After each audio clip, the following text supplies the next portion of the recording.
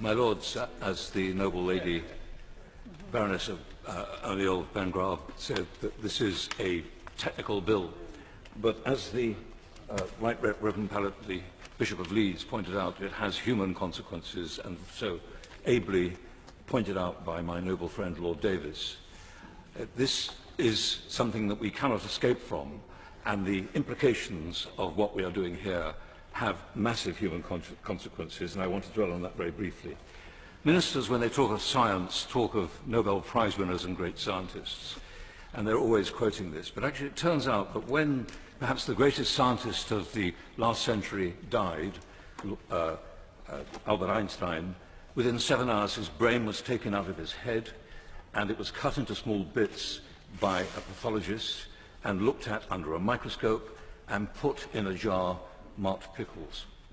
Subsequently, a lady pathologist in Stanford University, miles away from where he died in New Jersey, had another look at the brain, and after excessive dissection decided there was no difference in his brain than anybody else's brain. It had 100 billion neurons, and each neuron in the usual way is connected to 5 to 10,000 other neurons. So, my lords, there's a message here for us, rather well explained by the two noble lords, my friends, sitting in front of me in the bench. Put together, they have more brain capacity than Albert Einstein. I exclude the wits. And I exclude, of course, my lords, the front bench on the opposite side. But the fact of the matter is that really we make our best innovations, we make our best attempts at becoming human by collaboration, by cooperation. This has been repeatedly said in this debate, and it's something which is really forgotten, because ultimately this is actually the key to Europe increasingly now.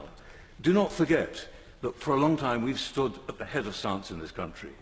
I genuinely believe, and I think there's evidence to support that belief, unlike just a notion, that actually this is something which is going to slip away from us, because we can begin to see in many of the European countries they're starting to overtake us and we're being left behind. The key, of course, coming back to the economy, which of course has been so important to the government, must be considered as well. And I want to very briefly, in the time allotted, I don't think I will take my full time, to explain the consequences to one scientist who I've come across. He's not from my university, he comes from University College London. And it comes to mind because this scientist has just emailed me, and I picked up the email, I left the chamber to print it out 10 minutes ago. And it's a revelation about how many scientists who come from Europe feel. He represents far more than just the scientists. He says that he's married an English woman. He says he has 2 children. He doesn't want to take British nationality. Why should he? He's basically an Italian, and that's where he feels. But he feels totally insecure. He tells me this Professor Andrea Sella, he's said I can use his name, at University College London, says that he wakes up at night with cold sweats, worrying about his position in Europe. And he says that this is something which is common amongst many of his friends. And I see this in my own university, at Imperial College as well. But he, in fact, describes what he says so amazingly, I want to just mention it to you. He says the government keeps claiming in his email, in regard to EU nationals, that all is settled.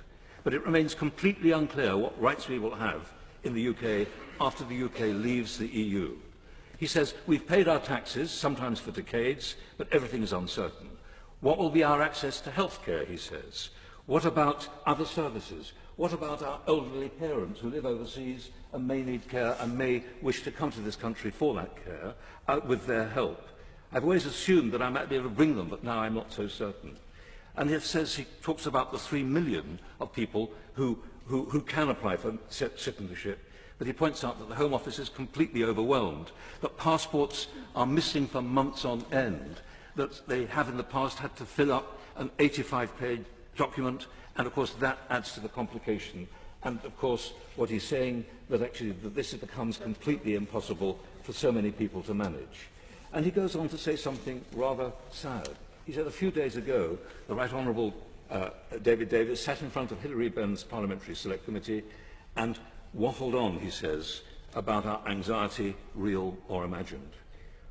What planet does he live on, he asked me. And that is a really serious issue, that actually there's a real aspect of unreality, how this affects so many people who we regard as our friends, colleagues, who are contributing massively. Let me tell you about Andrea Sella. This man is a leading chemist in this country. He's a professor. He goes into schools regularly. I think he's probably spoken to around 100,000 school children in the United Kingdom over the last 5 or 7 years. I've seen his activities. They are immense. Purely charitably, there are very many people like that who are scientists who really help with our civilization, and it's a real risk. And he ends his letter with something very, very poignant.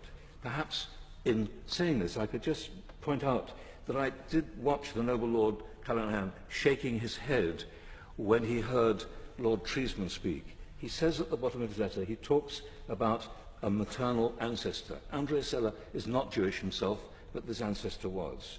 And apparently she called him at some point early in the morning as a result when the referendum became clear, and she said with her voice choking with emotion, she said, "How can these people forget so soon what nationalism leads you to?"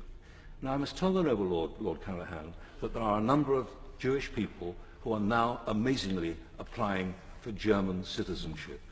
So perhaps he might understand when some of us feel a bit offended when he talks about the House of Lords in the way that apparently he did, if it's true what the Noble Lord, Lord Adonis, my friend, said. And I hope when he comes to sum up, at the end of this debate tomorrow evening, he might put the record straight and point out that these human issues are really important and are really important to us in the House of Lords. Yeah.